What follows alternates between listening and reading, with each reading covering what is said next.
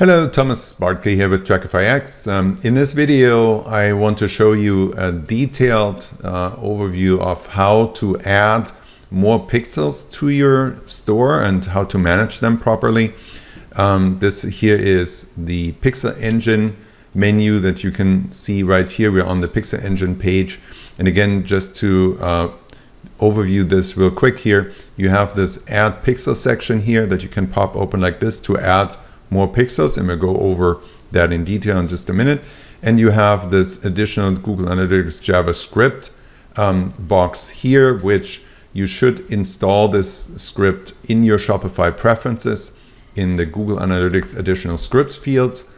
This button here takes you directly to the page where you would have to install the script. You can simply just copy it by clicking copy here and then click on shop preferences, and it takes you right here where you see this field.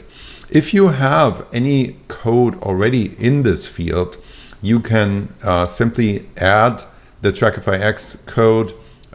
We prefer you to add it right at the top of the field. It's a short piece of code. This field is a little bit limited. It has a limit to how many characters total you can add there.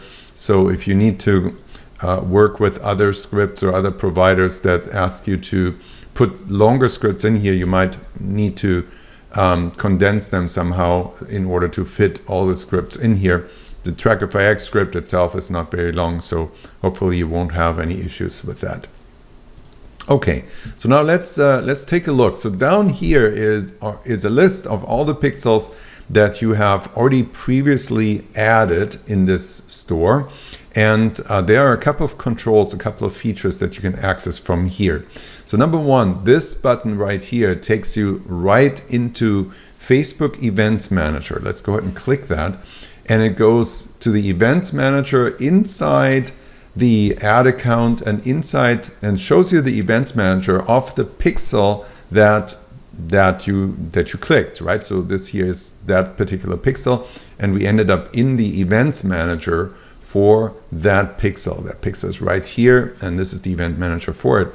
So in this Event Manager, there are a couple of really cool things that you can access from right here. Number one, you see all of these pixel events that have been fired over the past whatever 60 days, 90 days, whatever amount of days is available. And you can also narrow down the date range here to just look at today's events. Today's events are usually a bit delayed in this view, so don't fret if you don't see the very recent, most recent events yet here. And so this is this page here. Now, another page that is really cool and easy to access from here is this live test mode section. So now with this one, you can actually see Facebook events appear in real time when they fire in your store, when you visit your storefront. So let's just try this out, right? Supposedly Trackify X is firing this pixel now in the store. So let's just simply go to the storefront and take a look at what happened here. And there you see it. There's a Facebook page view event that came up right here, and that's awesome. So you can actually see the events that come down that are fired by Facebook. You can see them also here in the Facebook Pixel Helper, right? When you download that, that's also another way to inspect them. But this test mode is a really cool thing because you can see and you can inspect the details of the events and how they look, and really see which events actually come into Facebook. And this is also proof that Facebook is able to match the Facebook user, because this test mode is limited to show only events that occur because you, as the Facebook user, are triggering them in the storefront. Okay, so that means in order for them to show up here, they have to be identified with you, with the Facebook user who is triggering them on the page. So this is a really good thing to check if A, the events come into Facebook, and B, they can actually identify you. Otherwise, they wouldn't show up here, right? So let's create a couple more events here. This will create a view content event. Right here it is. Let's check if we got that. Yes, here it is. And then the next event will trigger an add to cart event. Let's see if we got that one. Yes, here it is. And then here's also one of our Trackify X custom events. That's the view card event. So you can see everything is here and everything is proper. Now, check this out. This green message right here, it shows that this product is matched with one or more of the Facebook catalogs that we've created in Facebook. And I walked you through this in the initial installation video. If you see a yellow warning here that says this content ID does not match one of your catalogs, or if you see a yellow ID that says, or yellow warning that says this pixel is not connected with the Facebook catalogs, you can fix that easily by setting up a catalog through the catalog manager here. And I showed that in the initial installation video at the end. So if you have missed that, or if you haven't seen that yet, go back to that video and check it out. Okay, so now what else can you do here? You can add more pixels depending on the plan. You can manage your subscription plans. If you're in the business plan, or in the marketer's plan, or in the enterprise plan, you have different amounts of pixels available here. And if you run out of resources on the pixels, if you run out of how many ever many pixels you want to manage with Trackify, you may need to upgrade your subscription. You can do that here. But let's go into how to add the pixels and how to use the different pixel types, right? So adding pixels is very simple. You just do it like this. You select an ad account. Then here will be the pixels that will be accessible in that ad account. And then you can select the pixel type. You can add another master pixel, and it'll show up as a second master pixel right here. You can see the pixel type here as how you set it up. So these are both master pixels now. So let's delete the one that we just put in there and do it again. So this time we're going to select the same pixel again, and this time we're going to set it up as a niche tag pixel. So the niche tag pixel gives you then another drop down here, and from this drop down you can pull down all of the tags that are in your Shopify store, right? Okay, so if you want to make whatever, an engagement niche pixel, you can just simply select this tag. And there it is. You can also select multiple tags like this. You can do that. Let's say like this. Okay.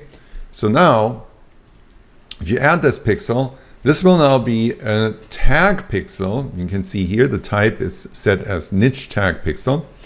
And the context will give you the tags for which this pixel will fire. So in this case, I've selected 3 different tags.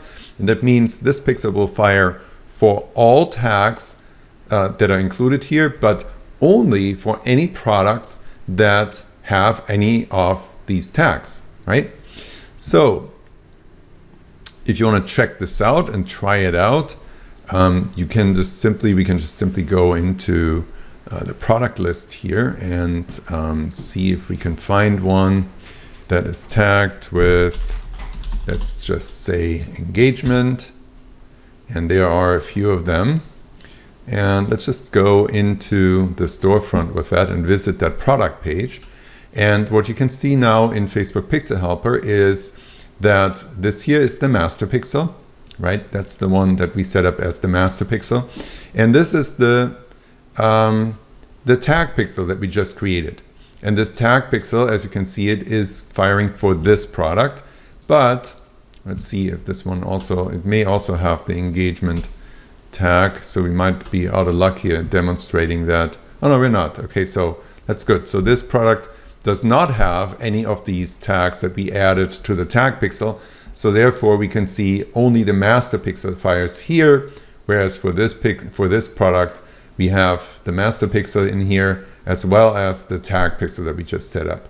And by the way, here's also an example for this yellow warning that I mentioned before, and you can see here retargeting can't run because this product is not in any catalog. So you could simply set up another catalog for this pixel. But like I said, this is not really necessary because tracking and attribution features are not affected by this warning. You don't have to worry about any tracking issues. This is really only necessary if you wanted to run dynamic product ads based on this other pixel here. Okay, so now you can do the same thing also for a pixel that you add to a collection. You set up as a collection pixel. Okay, so let's remove that pixel again and set it up again. And this time we're going to set it up as a collection pixel. You can see you also get this drop down here again, and very similar to the way that you could select all the tags, you can here select collections. Now, one thing, in case you don't find the tag that you, or the collection you want to add, if you have very many tags in your store and you don't find them in the list here, even by scrolling down or even by typing in the tag, then you could simply, let me see if I can create, find a tag that's not in the list. So here I have a tag that's on the list. You can actually simply type that in, and it turns into a tag like this, and then you can add the pixel. Now, if you have, now this pixel is set up as the dachshund tag, okay? Now, I don't know if I already have a product that has that tag in the store. I'm assuming that maybe not, but let's find one. Let's see if this works. And yeah, so there's none here yet. So in this case, this tag pixel wouldn't fire for any products because it's not, there's no product that has the tag yet. But let's just create a little trick here. So you could actually go in here into an existing product and add the tag later, like right now. Now we have a product that has the tag. And now when we visit this product tag, you can see the tag pixel that is now set up as the Dachshund pixel is actually firing for that store. Okay, so I hope this was clear. So you can actually, you can select a product, you can select a tag that doesn't show up in the tag dropdown, okay, and just create the tag as you go. And then whether or not you have products that already have that tag, it doesn't matter. You can always add the tag to a product later and thereby hook up the product and the tag and the pixel, hook them together. Okay, I hope that's not too confusing.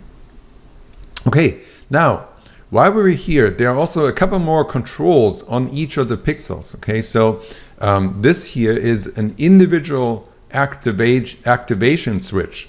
So with that, if you wanted to pause a pixel from firing, without actually deleting it and without like creating all the setup work that you would have to go through if you have to set up again, you could simply just halt the pixel activity by just deactivating this single pixel with this switch. This refresh button refers to the stats data. There's actually stats data that's going to show up after a little while, and it's going to be 30-day pixel data that's showing up for each pixel right here. And this refresh button is there to just refresh the data, so you don't have to refresh the whole page. You can just pull the data for that pixel in again. And the third control I already showed you, that is simply for deleting this pixel from the list here and from the store.